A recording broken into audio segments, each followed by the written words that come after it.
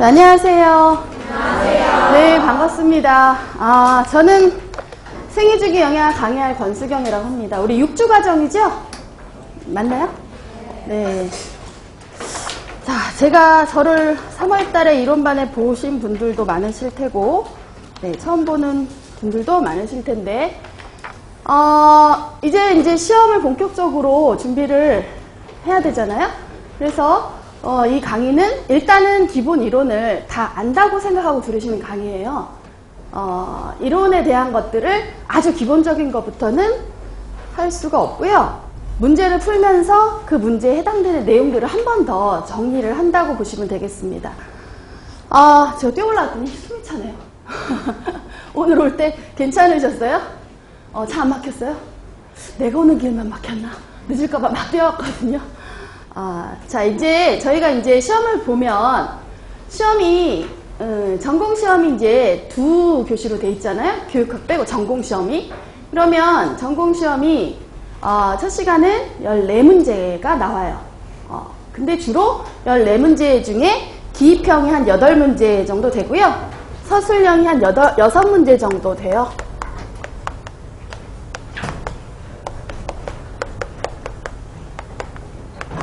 그럼 이제 14문제 되겠죠? 배점은 40점 해갖고 90분 동안 봅니다. 전공 과목 다 나는데 그 중에 한 25%에서 35% 정도는 사실 영양교육 문제가 나요. 그러니까 다른 과목보다 조금 한두 문제 정도 더 나는 경향이 있어요. 영양교육이. 예. 자, 그래서 이렇게 되고요. 기입형은 짧게 쓰는 것들을 많이 보셨을 거예요. 괄호 놓기 하고 그 안에 문장을 완성하기 위해서 어떤 단어 하나를 써라 한다든지 완성형이나 아니면 그냥 이러이러한 것은 해갖고 그냥 간단하게 뭐 이렇게 단어 정도로 대답할 수 있는 단답형 그런 것들을 얘기를 합니다. 그래서 그렇게 기입형이 나고요. 그 다음에 이제 서술형은요. 말 그대로 단답형보다 이렇게 한 단어로 쓰는 것보다는 조금 더 조금 심층적인 문제나 조금 상세한 거를 써라라는 이제 문제가 나올 거고요. 보통 이것도 서술형도 그렇게 길게 쓰진 않아요. 한 문장짜리도 있고요. 한 문장으로 답 딱 끝나는 것도 있고, 내지는 길어봤자 한 3문장 정도로 답하면 짧게 답하시는 거라고 생각하시면 되겠고요. 그 다음에 이제 전공 2차시 같은 경우는 8문제가 나요. 8문제. 배점은 40점이고요. 시간은 똑같이 90분이에요. 근데 이제 여기는 조금 더 길게 쓰는 서술형이나 논술형이 한 문제가 나요. 이렇게 해서 문제가 나는데요. 서술형은 이런 식으로 조금 문장 몇 개 정도 하나 내지는 조금 길다 그러면 한 2-3문장까지 답할 수 있는 것들 하고요. 논술형은 말 그대로 서술형보다는 조금 더 길게 써야 돼요. 그래서 문제 자체도요. 하나만 지식적으로 알아서 그냥 답하는 게 아니라 좀 여러 가지 것들을 다 좀 종합해서 자기 나름대로 논리적으로 풀어서 중요한 거를 다른 사람을 좀 이렇게 채점하는 교수님들을 설득한다 라고 생각하고 중요한 거를 포인트를 논리적으로 좀 쓰시는 거예요. 그래서 요것도 한 20줄 정도? 20줄 이내. 이것도 아주 우리가 이거 하나만 갖고 붙잡고 막 1시간 쓰고 이런 건 아니거든요. 그래서 이것도 이제 90분 안에 요 8문제를 다 풀어야 되기 때문에 길어야 한 20줄 이내 정도로 쓰시는 그런 문제가 되겠습니다.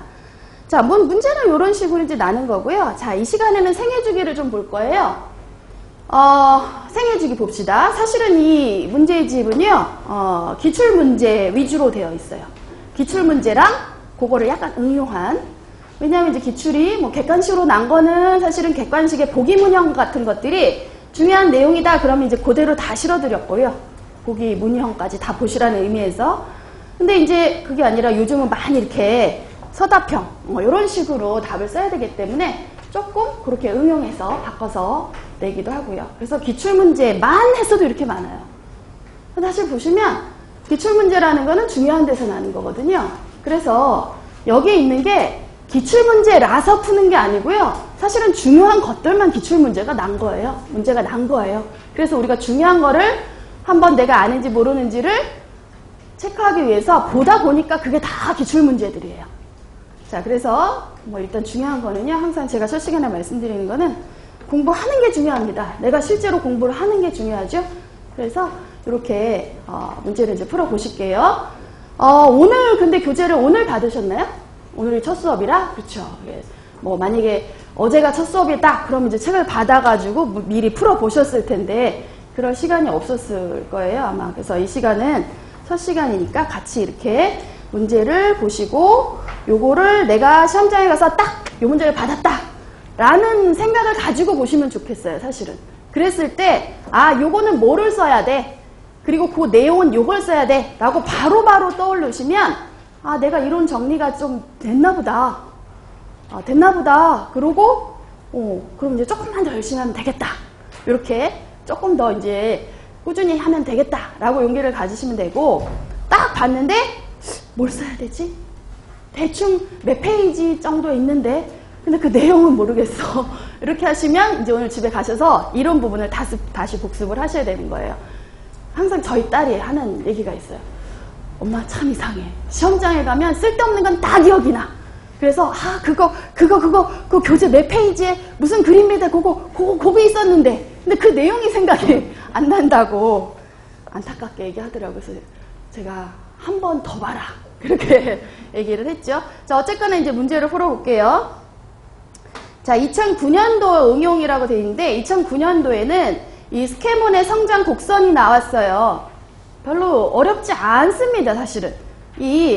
우리 전공 과목의 시험들이요, 난이도가 높은 건 절대 아니에요. 근데 다만 양이 많다 보니까 그 양을 내가 다 알고 그게 머릿속에 제대로 정리되어 있는 그 과정이 사실 시간이 좀 걸리는 과정이거든요. 그래서 그게 이제 제대로 안 돼 있을 뿐이지 난이도가 아주 높은 건 아니에요. 자, 보세요. 스캐몬의 성장 곡선 요거 나왔어요. 그리고 요거 지금 여기에는 임파계, 신경계, 일반형, 상식기형 다 이렇게 우리 이렇게 딱딱 써 있지만 요거 다 빈칸으로 기형, 니은, 디귿, 리을 이렇게 해놓고요. 알맞은 거 골라라 이렇게 했어요. 자, 그래서 요거를 이렇게 한번 가려봅시다. 지금 가려보세요. 손으로? 손으로 안 가리고 그냥 연필로 팍팍 지우면 되죠. 네. 지우면 뭔지 모를 것 같으세요? 불안해하지 마시고 지우세요. 네. 팍팍 지어도 뭔지 쓸 수 있습니다. 옆에다가 다시 쓸 겁니다. 자, 시험장에 가면 이렇게 문제가 났단 말이에요. 자, 그래서 이제 요거 하나하나 위에 거부터 자, 채우는 거예요. 위에로 보니까 위로 제일 삐죽 튀어나온 거 있잖아요. 한 10에서 12세, 한 12세 정도네요. 12세.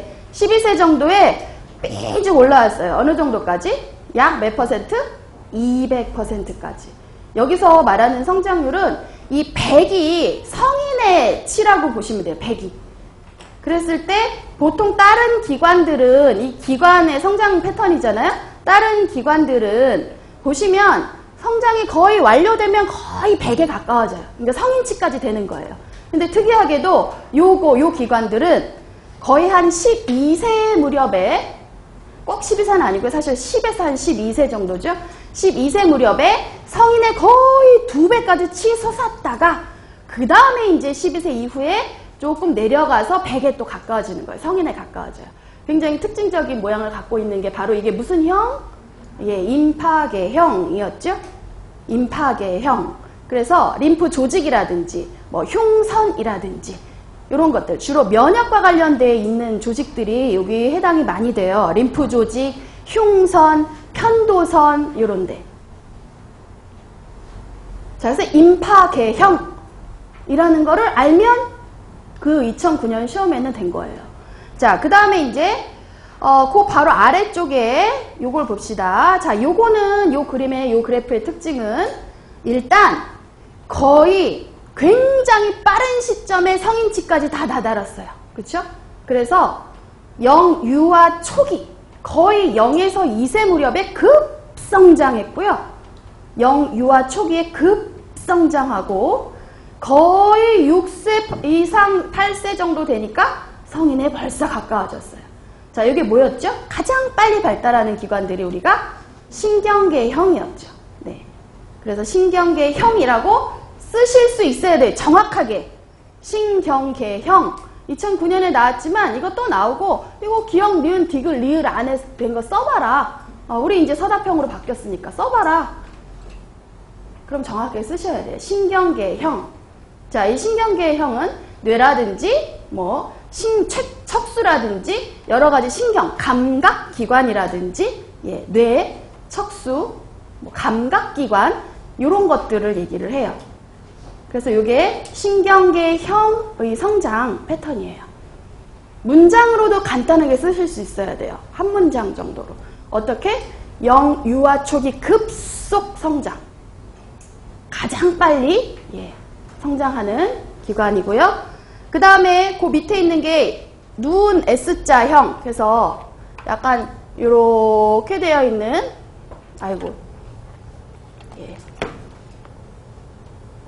자, 누운 S자형인데 요거는 우리가 일반형이라고 얘기하죠. 보통 그래서 여기 나오는 신경이나 뭐 아니면은 이런 뭐 림프 이런 조직 빼고요. 그냥 보통 다른 기관, 근데 보통 우리가 키나 체중의 성장 패턴도 이런 일반형을 보여요. 그래서 키나 체중이나 다른 전반적인 신체 성장의 패턴이라고 보시면 돼요. 이게 일반형이에요. 그래서 약간 누운 S자인데 특징이 요거를 문장으로 표현하자면 급성장기와 완만한 성장기가 교대로 있어요. 그래서 제1의 급성장기가 영아기, 그리고 유아 아동의 완만한 성장을 계속하다가 또 한 번 제2의 급성장기가 청소년기에 오는 그런 특징이 있어요. 자, 그 다음 이제 맨 밑에 거의 청소년기까지 거의 성장이 없다가 사춘기 이후에 급성장하는 거, 요게 바로 생식기형입니다. 네, 생식기형이에요. 그래서 보통 생식기관들, 뭐 난소, 뭐 자궁, 고환 요런 그런 기관들은 요런 패턴을 보여요. 그래서 모양을 보면 일단 이게 무슨 형인지 정확한 이름을 쓸 수 있어야 되고요. 그것들의 요 패턴의 특징을 한 문장 정도, 짧은 한 문장 정도로 쓰실 수 있으면 돼요. 자, 생식기형의 특징은 사춘기 이후부터 급성장. 이렇게 간단하게 한 문장으로 쓰실 수가 있어요. 자, 그래서 이제 이렇게 4가지의 성장 패턴이 있습니다. 그래서 2009년에는 사실은 임파계, 신경계, 일반 생식기형 요거를 하나하나 칸에 넣는 문제였고요. 자, 우리는 이제 거기서 조금 더 맥 문제를 조금 더 풀어볼게요. 자, 1번 보시면 가와 나는 스캐먼의 성장 곡선 중에 어떤 유형으로 설명되는가? 자, 일단 그러면 가가 어떤 기관인지를 알아야 무슨 형이라고 답을 쓰실 수가 있겠죠? 그래서 가를 보니까 위에 표를 보시면요. 요 표에 숫자가 2개 나와 있잖아요. 앞에 숫자가 하나 있고 뒤에 괄호하고 있고요. 사실 여기 단위를 하나 좀 써주세요. 요 앞에 숫자는 그램, 기관의 무게 그램이고요. 뒤에 요거는 퍼센트예요. 퍼센트. 성인치의 몇 퍼센트 정도 성장했는지를 나타내는 뒤에는 퍼센트라고 보시면 됩니다. 자, 그랬을 때 이 가 기관은 보니까 벌써 6세 무렵에 거의 89, 90%까지 성장을 했어요. 그래서 요거는 뇌입니다. 사실 우리가 이론 교재에 나와 있었던 표죠. 네, 이론 교재에 아동기에 요게 표가 실려 있었어요. 똑같은 게. 그래서 가는 뇌였고요. 그 다음에 이제 나 같은 경우는 보니까 요게 200까지도 올라갔어요. 200까지 올라갈 때 내려오는 거 기관 중에 하나예요. 그래서 흉선인데 나는 흉선이거든요. 가는 뇌고 나는 흉선인데 요거를 뇌와 흉선을 쓰라는 건 아니고 요 1번에서는 요것이 속한 성장의 패턴, 유형을 쓰라고 그랬으니까 가는 무슨 형을 쓰시면 돼요?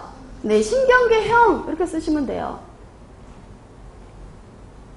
나는요, 흉선, 림프선, 이런 편도선, 이건 뭐였죠? 임파계형 이렇게 쓰시면 됩니다. 그래서 가번은 신경계형, 나번은 임파계형,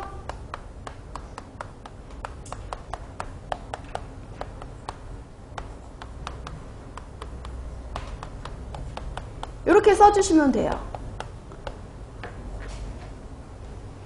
자, 그래서 이렇게 써주시면 되겠고, 그 다음에 2번 문제도 요 표와 그래프를 보고 좀 푸셔야 되는데, 청소년기 흡연의 위험성을 설명해 주는 것은 무엇인가?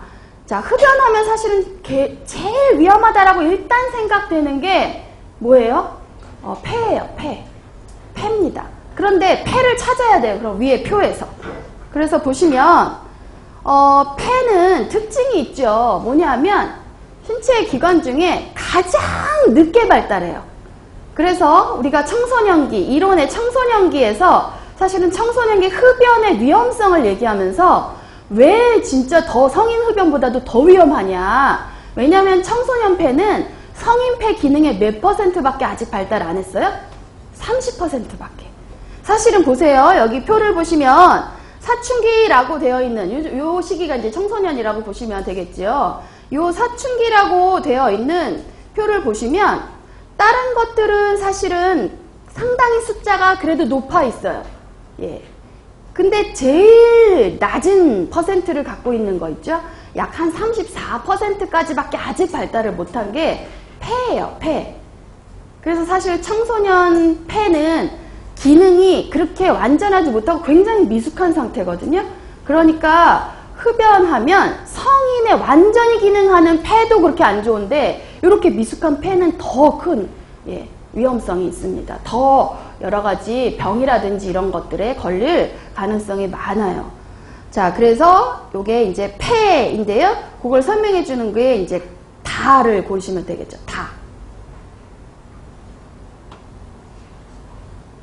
자, 그래서 가장 늦게 발달하는 거 청소년기에 성인의 약 30% 정도밖에 발달을 못하는 기관이다. 이렇게 기억을 해두시면 되겠습니다. 폐의 특징을 한번 여기서 정리를 하고요. 자, 넘겨보시면 이제 임신기에 대해서 쭉 나옵니다. 사실은 그동안에 임신기에 나왔던 문제는 크게 두 가지예요. 세 가지 정도입니다. 세 가지.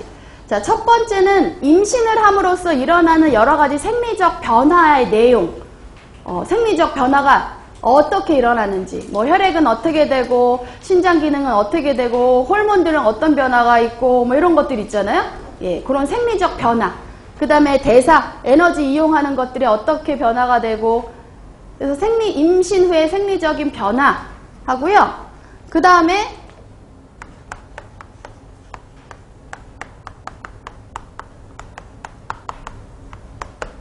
임신했을 때 모체에 의해서 영향을 받는 태아의 여러 가지 증상들.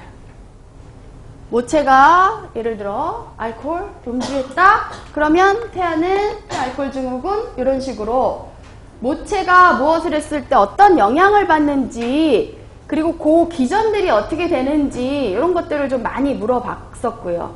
모체가 뭐 엽산이 결핍이 됐다. 그러면 신경관 손상이 된 기형이 발생될 수 있다. 뭐 이런 내용들.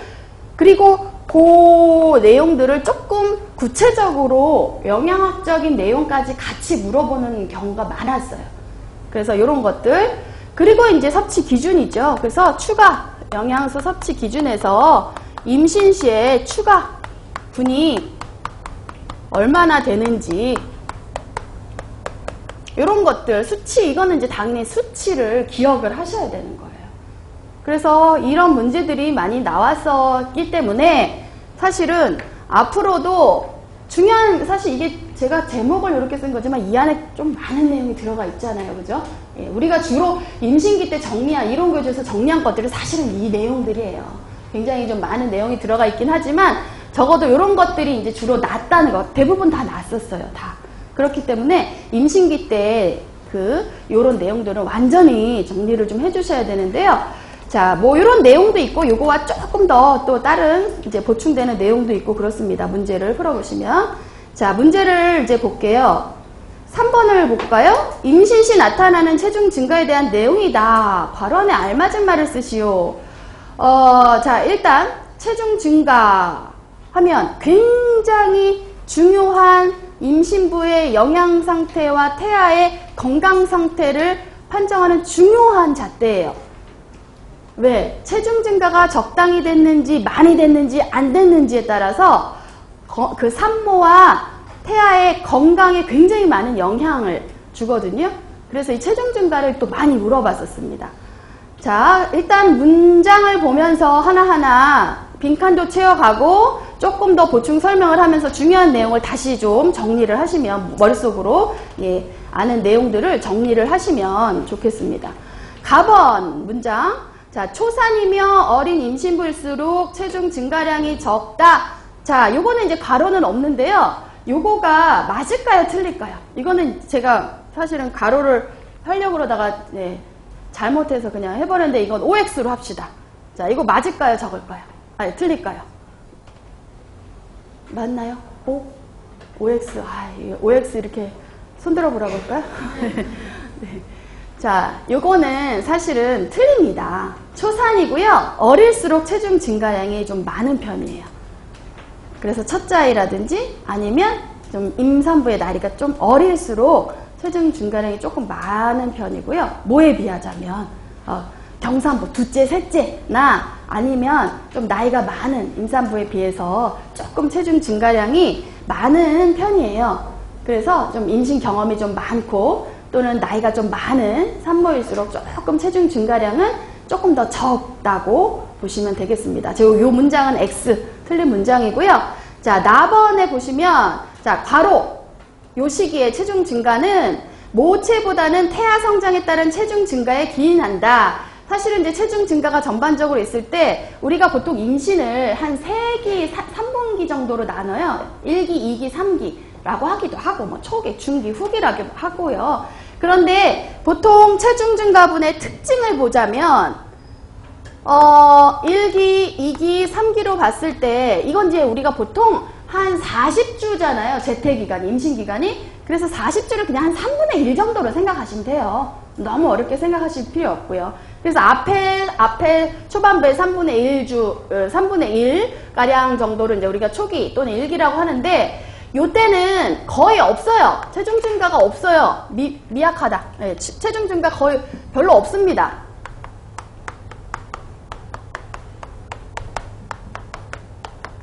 별로 없다. 라고 생각하시면 되고요.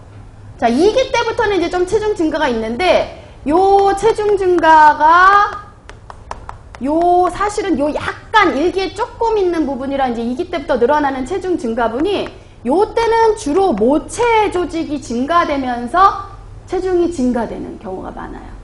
그래서 모체, 자궁이라든지 모체 혈액이라든지 뭐 모체 유방 조직이라든지 이게 다 늘어나잖아요. 임신을 하면. 그래서 모체 조직에 의한 증가 때문에 나타나는 체중 증가가 크고요. 사실 이것도 2기 정도 되면 1기 정도 되면 거의 대부분 모체에 의한 거고 2기 정도 되면 한 60% 이상 2기의 체중 증가분의 약 60% 이상은 한 모체 증가분에 의한 거라고 보시면 되고 대신에 3기 증가분은 또 틀려요. 3기는 이때는 많은 체중 증가가 있는데 요때는 주로 태아가 성장하기 때문에 주로 요 체중이 증가하는 거예요. 그래서 3기의 후기의 체중 증가분은 사실은 대부분 태아 성장분에 의한 거라고 보시면 됩니다. 그래서 증가도 이렇게 시기에 따라 약간 양상이 좀 틀리거든요. 그래서 나번처럼 모체보다는 태아 성장에 따른 증가에 기인한다. 이건 이제 후기의 특징이에요. 예, 후기. 자, 그 다음에 이제 다번은 비만한 임산부는 약 6.8, 그리고 이제 라번도 같이 좀 보시면 정상 체중인 임산부는 약 11에서 16, 제가 다 얘기했어요. 그죠? 네. 그래서 그대로 쓰신 분도 있고 그냥 가만히 넉넉하고 계신 분도 있었는데 제가 이미 답을 말했습니다. 자, 그래서 비만인 요거는 굉장히 중요해요. 사실 그 기출도 됐었고요. 그래서 보시면 체중 증가분이 11에서 16이 보통 일반적인 체중 증가분이거든요. 정상적인 체중 증가분. 뭐 교재에 따라서는 뭐 그냥 굉장히 좀 까다롭게 이렇게 좁은 범위로 얘기하는 교재도 있기는 있는데 전공서도 있긴 있는데 우리가 그냥 일반적으로 한 11에서 16 개인차가 좀 있으니까 10에서 16 정도가 임신 기간 동안에 정상적인 요 정도 증가하면 아이도 잘 자라고 있고 임산부도 건강하게 잘 네, 임신 기간에 있는 거다. 이렇게 보는 정상적인 체중 증가분이 요거예요. 근데 요거는 앞에 조건이 뭐냐면 임신 전에 체중이 정상이었던 사람, 보통 표준 체중이었던, 정상 체중이었던, 건강 체중이었던 그런 산모 같은 경우는 임신 기간 동안에 요 정도 느는 게 좋다라고 얘기를 하고요. 지금 우리 여기 문제 나온 것처럼 비만인 경우는 요거보다는 어때요? 작아야 돼요. 그래서 이제 6.8이라고 얘기하는데 뭐 약 7이라고 해도 뭐 틀린 건 아니겠죠. 6.8이나 7이나 그죠? 네. 근데 요것도 이제 조금 교재에 따라서는 조금 여유분을 5에서 9 정도라고 하는 전공서도 있어요. 자, 그래서 여기 나번 문장에, 답번이군요. 답번은 비만한 임산부는 약 6.8 정도. 우리 이론서에 사실 6.8로 정리했으니까 6.8 체중 증가가 적당하다라고 보시면 되겠고, 라번 문장에 정상 체중인 임산부는 약 11에서 16 정도 체중 증가가 적당하다. 그래서 여기서 요 증가분은요, 임신 전의 상태에 따라서 달라지는 거예요, 사실은. 우리가 그냥 흔히 11, 16이라고 말하는 건 임신 전에 건강 체중, 정상 체중, 표준 체중을 유지했던 산모를 얘기를 하고요. 자, 그러면 저체중일 때는요. 저체중일 때는 그럼 요 원리를 이렇게 보자면 우리가 대충 감을 잡을 수 있죠? 11, 16보다는 더 커야 될 거예요. 그래서 보통 한 12에서 18 정도, 우리 교재에서 뭐 12.5에서 한 18 정도라고 했었는데 한 12에서 18 정도. 네. 그래서 요것도 원리가 얘를 기준으로 임신 전에 비만이었던 산모는 요거보다 작아야 되고요. 요거보다 이제 임신 전에 저체중이었던 산모는 요거보다는 조금 더 많이 늘어나야지 정상이다, 체중 증가다. 요거를 좀 기억을 해주시면 되겠고요. 이거 말고도 사실 우리가 이제 다태아, 쌍둥이일 경우도 교재에서는 정리를 했었어요. 당연히 많겠죠. 한 명 있을 때도 이 정도인데. 그래서 이제 여러 다태아를 가졌을 때는 뭐 한 16에서 20 이상 이렇게 얘기하기도 하고요. 뭐 교재에 따라서는 전공서에 따라서는 뭐 11에서 25까지도 얘기하는 전공서도 있어요. 그래서 그렇게 보시면 되겠습니다. 자, 마번 볼까요? 사실 이렇게 체중이 증가했다. 이 정도로 체중이 증가했잖아요. 그럼 이 체중 증가분을 우리가 성분으로 한번 보자면 사실 제일 많이 차지하는 거는 수분이에요. 그래서 이 체중 증가분의 한 60% 이상, 62% 정도가 수분이라고 보고요. 그 다음에 한 30%는 지방, 한 8%는 단백질이라고 봐요. 그래서 한 62%, 약 60% 이상이 수분인데 이 체중 증가분의 60% 이상을 차지하는 수분이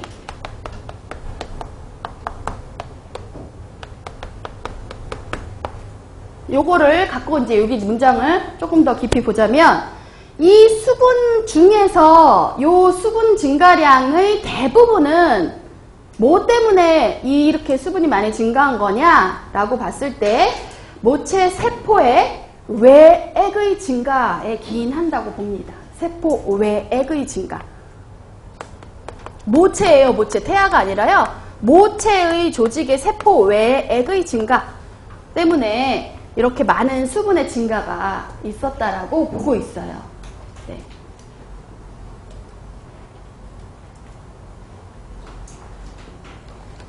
자, 그래서 이렇게 체중 증가에 대한 내용이 이렇게 있었고요. 실제로 임신의 생리적인 변화를 한꺼번에 다 물어보는 문제가 2009년인가요? 10년도에 그렇게 객관식 문형으로 나온 적이 있었는데 그때 이 체중 증가의 수치를 반드시 알아야만 정답을 고를 수가 있었습니다. 수치는 상당히 중요해요. 체중 증가는 굉장히 중요한 임신부의 건강을 판정하는 잣대이기 때문에요. 수치까지 정확하게 알아두셔야 돼요.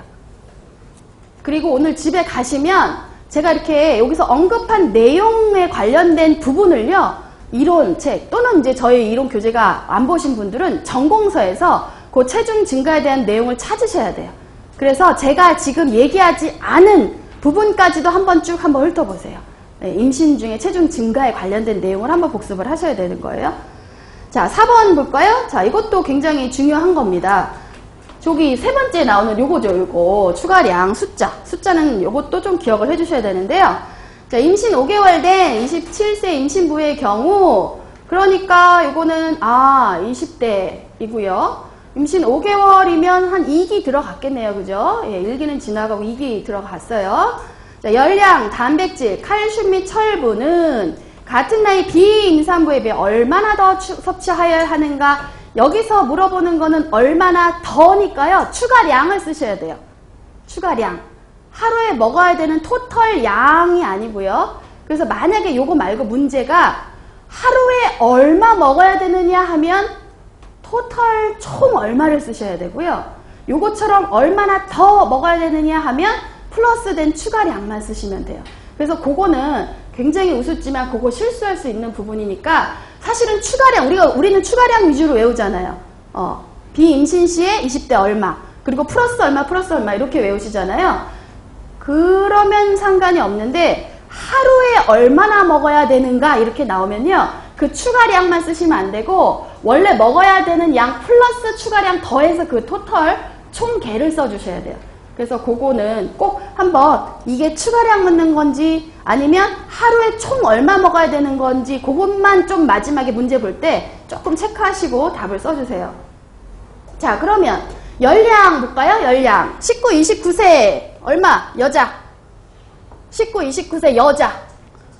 네, 2100이죠. 자, 추가 볼까요? 추가. 근데 지금 다른 영양소는 임신기 통틀어 보통 나오는데 열량과 단백질은 1기, 2기, 3기 나눠서 얘기해요. 그죠? 네. 그래서 여기에서는 2기를 물어보는 거니까 얼마일까요? 340 플러스 340. 그리고 만약에 3기를 물어본다면 450. 1기는요? 없어요. 추가 안 먹어도 돼요. 예. 임신했다 그러면 막 먹어야 돼. 사실은 저도 먹는 거 굉장히 좋아하는 참 전공을 잘 선택했어요. 저는 네, 워낙에 먹는 걸 좋아하고 또 이런 걸 궁금해 하는데 전공까지 하니까 또 네. 자, 그런데 어쨌거나 그래서 임신을 하면 예전에 기억나는 게 임신을 하면 굉장히 여러 가지 불안과 두려움과 뭐 여러 가지 걱정이 많이 되잖아요, 사실. 근데 한 가지 좋은 점이 있더라고요. 뭔가 내가 마음 놓고 뭔가 먹어도 뭔가 계속 이렇게 먹거나 뭔가 먹고 싶다고 해도 아무도 뭐라고 안 할 것 같은. 네. 근데 사실은 1기 때는요, 더 먹으면 안 돼요. 먹을 필요가 없어요. 네. 자, 그 다음에 이제 단백질 물어봤나요? 단백질. 자, 단백질. 근데 주의하셔야 될 거는요, 2010년 기준으로 많이 외우셨던 분들은 2015년 이제 바뀌었어요. 그래서 그 바뀐 걸로 다시 바뀐 걸로 내게 익숙해지도록 많이 보셔야 돼요. 자, 단백질 몇 g이죠? 20대는 55예요. 50이 아니고요. 예, 55예요. 55, 20대. 자, 그 다음에 이제 단백질은요, 요것도, 여기는 없죠. 자, 얘는, 네, 그램, 그 다음에 30g입니다. 자, 그 다음에 이제 나머지 칼슘, 철분 같은 경우는 뭐 1기, 2기, 3기 없어요. 그냥 임신기 통틀어서 추가량을 구하시면 되는데요. 자, 칼슘 같은 경우는 추가량, 요거 주의하셔야 되죠, 이번에. 자, 칼슘. 700ml인데, 임신했을 때 추가분이 얼마? 없어요. 예. 없습니다. 틀려졌기 때문에 주의하셔서 잘 기억하셔야 돼요. 2010년하고 15년하고 수치가 좀 바뀐 것들이 특히 임신기에는 많기 때문에 주의를 하셔야 되고요. 자, 그 다음에 철분 볼까요? 철분은 뭐 워낙에 많이 나는 거니까 얘는 크게 숫자도 바뀐 것도 없어요. 네, 13일이고요. 임신기 때 10입니다. 그래서 숫자를 조금 이런 것들은 지금 바뀌었단 말이에요. 숫자가. 그래서 기억을 좀 해주셔야 되고요. 이런 거 20대 여성의 그냥 비임신 여성에게서도 단백질 같은 경우 조금 잘 기억을 해주셔야 돼요, 숫자를. 자, 5번 볼게요. 그래서 숫자는 앞으로 몇 번 계속 나올 겁니다. 그리고 다른 것들이 나올 때마다 제가 추가량을 계속 물어볼 거예요. 선생님들이 계속 답을 해주셔야 됩니다. 네. 반복하면 저절로 기억이 되거든요. 네, 5번을 보지요. 5번. 임신부의 생리적 변화에 대한 설명이다. 괄호 안에 알맞은 말을 쓰시오. 자, 이거 생리적 변화도 여러 번 문제에 났던 겁니다. 자, 1번을 보시면 레닌과 알도스테론 분비는 어떻게 될까요? 증가합니다. 증가. 그래서 심장에서 레닌, 그 다음에 이제 알도스테론 같은 것들이 증가를 하기 때문에 요게 증가되면 이제 몸에 수분과 나트륨이 자꾸 더 보유하게 되는 거죠. 네. 수분과 나트륨이 체내에 더 보유하는 쪽으로 갑니다. 자, 2번 심박출량도 어떻게 돼요? 증가죠, 증가. 심장에서 자꾸 피를 팍팍 뿜어줘야 그 혈류를 온 몸에 돌면서 심장으로도 가고, 이제 태반이 이제 만들어지면 태반으로도 가서 태반을 통해서 아이한테도 엄마 혈액 속에 있는 영양소나 산소 같은 것들이 공급이 많이 될 거예요. 그래서 심박출량이 증가하고요. 자, 그 다음에 이제 혈액량 자체가 증가해요. 근데 혈액은 우리가 혈장과 혈구로 되어 있잖아요. 그래서 이거 좀 지워야겠네요. 네. 혈장과 혈구를 굳이 따로 증가분을 좀 보자면, 왜 애들이 양상이 좀 틀려요. 혈장 증가분이 더 크단 말이죠. 혈장도 증가하고요. 혈구 생성도 증가해요. 둘 다 증가합니다. 다만 증가율에 있어서 혈장 증가가 적혈구량 증가보다도 크다. 그래서 얘는 45, 50, 거의 50% 늘어나요, 사실은. 얘는 해봤자 한 20% 밖에 안 늘어나거든요. 밖에라고 하는 거는 이제 요거에 비해서 작다라는 의미예요. 네. 증가합니다, 둘 다. 근데 얘가 훨씬 더 증가해요. 그래서 이제 혈액 희석 현상이 나타나는 거죠. 그래서 뭐 헤모글로빈 수치라든지, 사실 그거는 혈액 중에 헤모글로빈이 얼마나 들어있는지 농도잖아요. 그러니까 헤모글로빈 수치도 좀 떨어지고요. 뭐 혈중 알부민 수치도 사실 좀 떨어지고요. 왜? 만들어지긴 많이 만들어지는데 혈장이 워낙 많아지다 보니까 약간의 희석 현상들이 일어나요. 그래서 그런 거. 근데 주의하셔야 될 게 하나 있어요. 콜레스테롤 치죠. 혈중 콜레스테롤. 그거는 희석 때문에 낮아지지 않아요. 혈중 콜레스테롤 치는 살짝 올라간다고 보시면 돼요. 왜냐하면 콜레스테롤은 워낙 이게 많이 생성되면서, 콜레스테롤이 사실은 태아의 성장이라든지 또는 이런 그 세포, 엄마 조직도 마찬가지. 엄마 조직도 지금 막 이제 늘어나는 거거든요. 태아도 막 새로 조직을 만들어야 되고요. 그렇기 때문에 이런 성장과 조직의 발달할 때는, 사실 세포 발달할 때는 또 굉장히 중요하단 말이에요. 그래서 몸이 임신을 하면 콜레스테롤 대사가 굉장히 생성이 많이 되는 쪽으로 가요. 그러다 보니까 혈중 콜레스테롤치는 이렇게 숫자가 낮아지진 않습니다. 그거는 다른 거와는 좀 달라요. 다른 대부분의 혈중 수치들이 좀 떨어지는 반면에 콜레스테롤치는 조금 올라가요. 자, 어쨌거나 3번에서는 혈장량 증가가 크다라고 하시면 되겠고요. 자, 기초대사 당연히 증가죠. 네. 기초대사가 증가합니다. 사실 후기로 갈수록 더 많이 증가합니다. 초기보다는. 초기는 그렇게 증가가 많지는 않고요. 후기로 갈수록 기초대사가 많이 더 대사율이 커진다. 증가합니다. 증가. 자, 5번도, 자, 이거는 이제 여러 가지 영양 대사에 있어서 임신 후기로 갈수록 인슐린의 뭐가 증가된다. 그쵸. 우리 지난번에 전기, 후기 딱 이렇게 나눴을 때 인슐린의 전기는 민감성, 후기는 저항성, 이렇게 정리했었어요. 전반부는 인슐린의 민감성이 증가하기 때문에 엄마 모체에 여러 가지 합성작용이 잘 일어나는 거예요. 인슐린이 하는 일이 사실 뭐예요?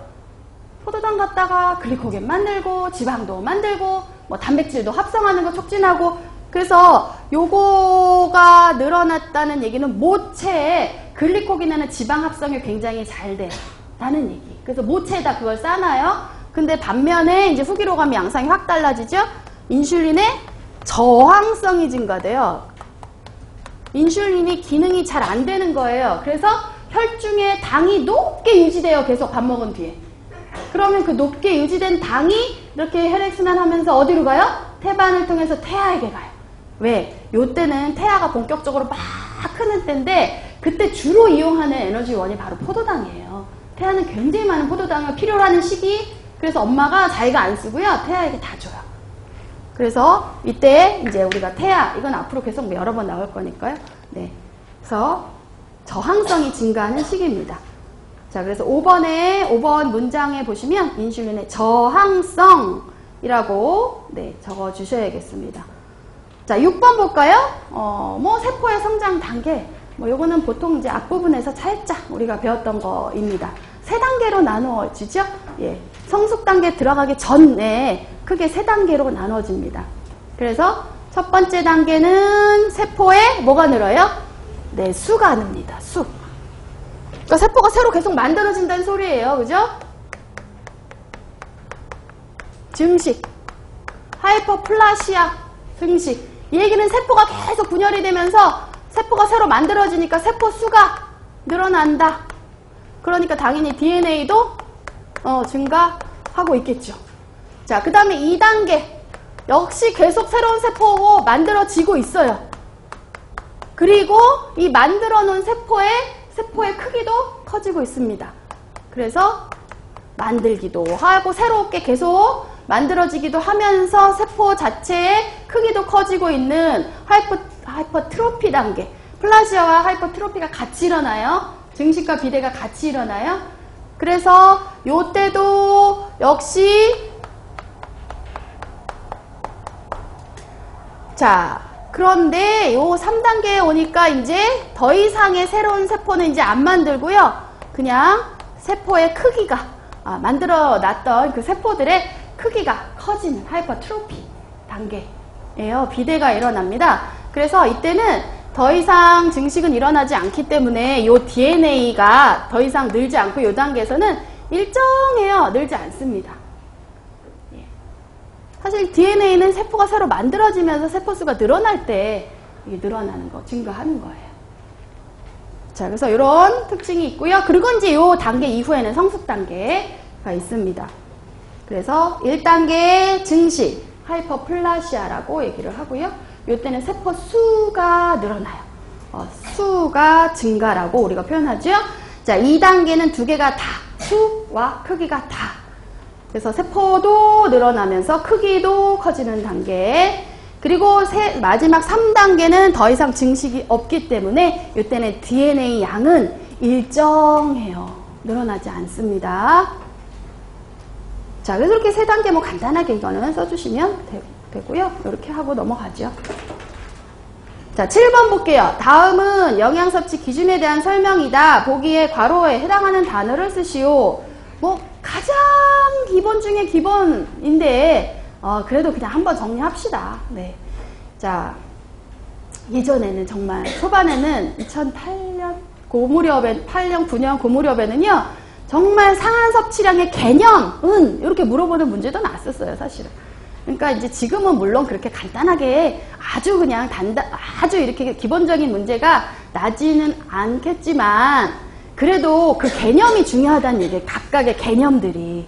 그래서 그 개념을 모르고 나가면 아무리 복잡한 걸 여러 개를 지식을 안다 해도 사실은 출제한 분이 원하는 포인트의 답을 못 쓸 수 있어요. 정확한 개념은 이거 그냥 아이 쉬운 거야 뭐 이렇게 넘어가지 마시고요. 놨었던 문제는 왜 놨겠어요? 중요하니까 놨겠죠. 그래서 개념이 중요하구나 이렇게 좀 보시면서요. 이거 한번 그냥 살짝 풀어볼게요. 7번. 자, 기억에 영양 섭취 기준은 너무 쉽죠? 네. 4가지의 개념이 있습니다. 평균 필요량과 권장 섭취량, 충분 섭취량, 상한 섭취량으로 되어 있어요. 자, 다 아시겠지만 권장 섭취량, 평균 섭취량은 대상자의 몇 퍼센트 필요량 충족? 몇 퍼센트? 50% 하는 양을 구해낸 거예요. 여러 가지 과학 실험을 거쳐서. 그리고 거기에다가 2배의 표준 편차값을 더해서 조금 여분을 준 것을 우리가 뭐라 해요? 권장 섭취량. 자, 근데 평균 필요량을 구할 수가 없어요. 과학적인 아직 근거가 별로 없어갖고. 그러면 권장도 못 구해요. 그죠? 평균 필요를 일단 구해놓고 거기다가 숫자를 더해서 만들어내는 게 권장 섭취예요. 근데 이 영양소는 사람들한테 얼마나 먹으면 좋을지 좀 알려주고 싶다. 그럼 이제 우리가 갖다 제시해주는 게 충분 섭취량. 과학적 근거가 없을 때. 그래서 보통 건강한 사람들이 먹는 양을 가져다가 통계 자료라든지 역학 자료를 통해서 이렇게 제시를 해주고요. 그 다음에 이제 상한 섭취량은 유해 영향이 나타나지 않는 최대 섭취 수준. 네, 섭취하는데 요거까지는 최대 유해가 안 나타난다 라고 하는 개념이에요. 그래서 개념은 기본이지만 써라! 그럼 쓰실 수 있어야 되는 거예요. 네. 자, 기억번 그렇게 2개 평균과 충분 써주시면 되겠고요. 자, 니은 요 경우는요, 아무 말이 없지만 성인, 만 19세 이상의 에너지 적정 비율을 써주시면 되겠습니다. 네. 자, 탄수화물은요, 55에서 65. 요것도 주의하셔야 돼요. 2015에서 에너지 적정 비율이 탄수화물이 낮춰졌어요. 상한선이 70이 아니라 65예요. 그래서 탄수화물 55에서 65, 이거 주의하시고요. 그냥, 너무나 55, 70이 너무나 익숙해져 있어갖고, 나도 모르게 막 그렇게, 막 이렇게 60이라고 했음에도 불구하고, 나도 모르게 60, 50에서 70으로 눈이 가는 경우가 가끔 있을 수 있어요. 자, 그리고 지방은요? 예. 그 5가 어디로 갔겠어요? 그죠? 네, 이쪽 지방으로 갔습니다. 자, 그리고 단백질은 똑같아요. 7에서 20이고요. 자, 근데 여기 영아의 경우는 어때요? 충분 섭취량으로 제시하고 있죠? 에너지 적정 비율이 아니고요. 그래서 우리 에너지 적정 비율 보면 1세 이후 이렇게 나오고요. 3에서 18세, 19세 이상 이렇게 나와요. 1세 밑에는 없습니다. 영아 때는 없어요. 적정 비율이. 자, 그래서 영아의 경우는 충분 섭취량으로 설정해주고 있고요. 탄수화물이나 지방 같은 경우. 단백질은 조금 다르긴 하죠. 영아 정기는 충분이고 영아 후기는 권장으로 돼 있어요. 단백질은. 네. 자, 디귿. 식이섬유의 영양 섭취 기준은 1세 이상 모든 연령에서 충분으로 설정되어 있고요. 자, 이때 성인치는 그냥 이건 상식으로 알아두시는 거예요. 성인치.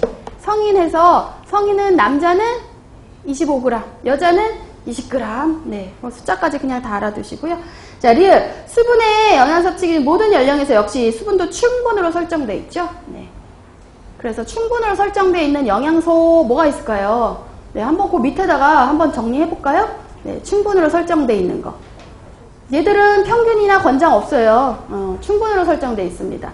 뭐가 있을까요? 수분, 여기 나온 수분, 섬유소. 네, 그 다음에 지용성 비타민이 조금 많죠? 비타민 뭔가요? D, E, K. 자, 그리고 수용성 중에서도 있어요. 판토텐, 비오틴 있죠? 그리고 이제 무기질 뭐가 있어요? 나트륨, 불소, 망간, 염소, 칼륨. 요것들은 이제 충분으로 설정되어 있습니다. 그래서 요것도 기억을 하셔야 되고요. 예전에 그런 문제도 나왔었어요. 상한으로 설정되어 있는 영양소인 것은. 충분으로 설정된, 그러니까 충분으로 설정된 영양소 또 한 번씩 정리해 보셔야 돼요. 자, 수분, 섬유소, 그리고 비타민 중에서는 지용성 D, E, K, 그리고 판토텐, 비오틴, 나트륨, 염소, 칼륨, 불소, 망간. 네.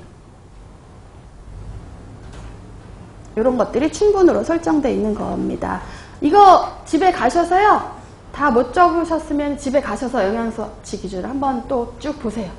영양섭취 기준은요. 많이 친해질수록 좋아요. 하루에 한 번 정도 정말 애인이 준 편지다 생각하고 한 번씩 보세요. 예. 지금부터 한 번씩 보시면 아마 시험 전날은 네, 오늘 쉬는 시간 됐나요 지금? 네. 시험 전날에 지금부터 이게 농담이 아니고요. 하루 한 번씩 그냥 보세요. 이렇게 재미삼아 재미로 쭉 한번 보시는 거예요. 숫자. 근데 나중에는 눈에 무작정 외우시면 안 들어오고요. 우리가 이제 생애주기에서 배웠던 여러 가지 생애주기마다의 중요한 영양소들 있잖아요. 성장에 필요한 영양소라든지 노인기가 되면 뭐 줄어들어야 될 거라든지 아니면 노인 때 훨씬 뭐 많이 B12 같은 경우에 노인기에 대한 얘기 많이 했잖아요. 그런 것들 연결해서 이렇게 쭉 보시는 거예요. 이론하고 같이 숫자랑 이렇게 비교하면서 보시면 될 것 같습니다. 네, 좀 쉬었다가 할게요.